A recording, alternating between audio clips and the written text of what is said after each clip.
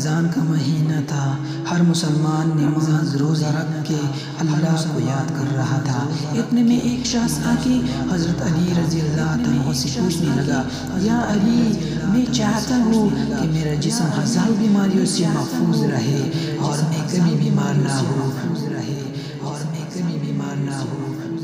تو مجھے کوئی ایسا عمل بتائے، ایسا طریقہ سکھائے جو میرے لیے مشکل بھی نہ ہو اور بیماریاں بھی میرے قریب نہ آئے۔ تو حضرت علی رضی اللہ عنہ نے فرمایا، اگر تم چاہتے ہو کہ تمہارے جسم بیماریوں سے دور رہے تو رمضان کے روزے رکھا کرو اور روزہ کھولتے وقت کھجور اور نیم گرم پانی پیا کرو، کیونکہ جو انسان کھجور اور ہلکا گرم پانی پیتا ہے تو اللہ اس کے جسم پر اپنا ہی برساتا ہے اور یوں وہ کبھی بیماریوں کی عزت میں نہیں آتا۔